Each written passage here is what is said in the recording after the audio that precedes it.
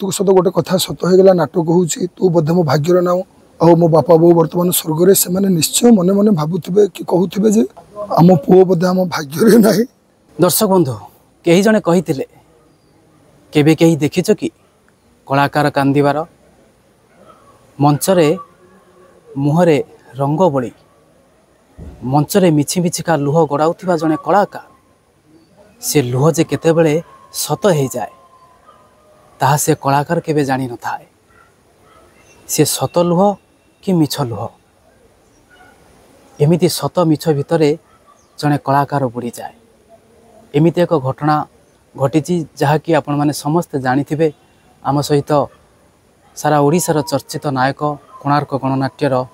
नायक जितेंद्र दास ओरफ चितू तांको सहित आमे कथा हवा। जितू बाबू आपन को समाज लाइव को स्वागत करी। नमस्कार जय जगन्नाथ। वर्तमान आम जटणी जो गणेश महोत्सव चली गोटे नाटक तीन तीन राति रिपीट होची 2 राति सरलाणी आ गोटे राति अच्छी से नाटक दर्शकों एत भल पाइबा आपणकर आमे देखिलु जे आरंभरू सीन पूरा शेष पर्यंत फुर्सत नहीं आरंभरू आपण कांदुचंती आपण एते कांदी पारंती केमिति नाटकर गतिविधि जो आड़ के जाइए आमको से धारा ही अभिनय करने को पड़े सहज तो मत भगवान गोटे दुख देते से दुख भितर भी दर्शक ईश्वर आशीर्वाद आम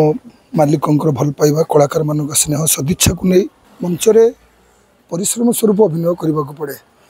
मिछिमिछिका कांद कांदिले भी मिछिमिछिका अभिनय कले भी आमको से जीवंत करने को पड़ुची मंच उपर कौन सी परिस्थिति भी लोक मान भावावेग सहित दर्शक ईश्वर भावावेग सहित खेली हम ना। लोक मैंने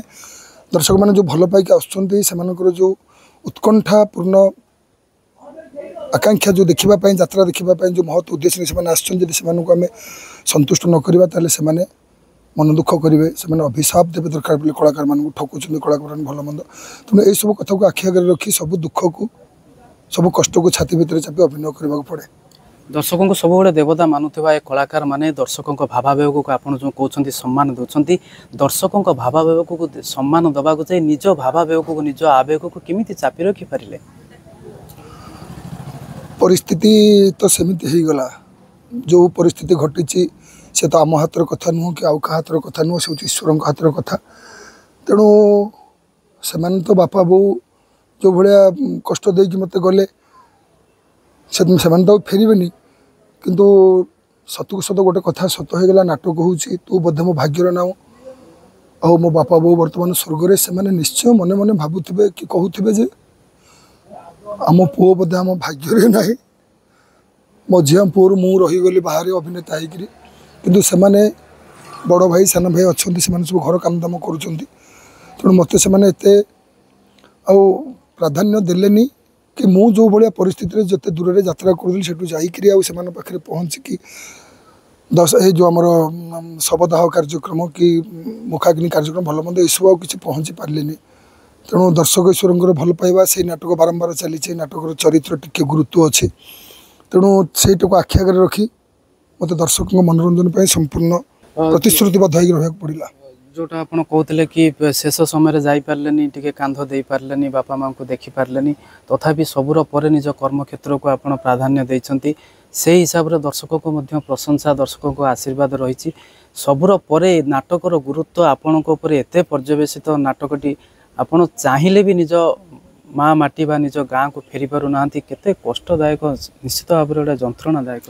से सबू कष्ट को भूली जावाक पड़े जिते दर्शकों भल पाइबा जिते दर्शकों स्नेह सदिच्छा मंच उपर मिले आमको भूली जावाक पड़े जे घरे किसी कि हम कि भावेनी एकदम सत कथा जो मंच को आम उठू आम भावु आज हूँ यात्रा आमर आम भावु दर्शक मैंने आमर दर्शकों भल पाइबा को आखि आगे रखी कौन परिस्थिति भी आम अन्य मनस्क हो पारूनु गोटे घटना घटी आउ तो मन पकईक आम जब मंचर अभिनय खराब करवा भल मंद करवा दर्शक ईश्वर केवे भी क्षमा देवेनि तेणु जदि से जानूँ से बुझी मु जो मानसिक परिस्थिति अच्छी आईटा से आशीर्वाद स्वरूप मत क्षमा कर बहुत भल पाइबा देते से भल पाइबा को आखि आगे रखी आमको मंच पर अभिनय करने को पड़े और पड़ुची भी मध्य। जहाँ आपण शुणुले निहाती अति कोहबरा कंठरे जड़े पुओ हिसाब से जड़े कलाकार नुहति जड़े पुओ हिसाब से से एठी भी कांदी पकाउथिले से मंचरे कांदुछंती एठी कांदुछंती दैव नियतिटा बेले बेले एते निष्ठुर काहींकि हुए केजाणी से कथा से नियति को ही जना जितेबाला जड़े दैव दाऊ साजे से एकाथरके सबू दुख अजाड़ी दिए जहाँकि जीतू बाबू भाग्य जीतू बाबू भाग्य एमती घटी सी चाहिए भी निज गाँव को जापारी ना तेणु आम निहाती भावे जड़े संवाददाता हिसाब से हो कि जड़े दर्शक हिसाब से हो तांको प्रति आम एति भगवान को पाखे प्रार्थना करूँ जे भगवान तांको एवं तांको भली समस्त कलाकार को अशेष धैर्य दिंतु शक्ति दिंतु साहस दिंतु से एमिति सबु दुख को चापी रखी से मंचरे एमिति दर्शकों को मनोरंजन खोराक जोगाऊ था। जटणी शिवनाभ पंडा रिपोर्ट समाज लाइव।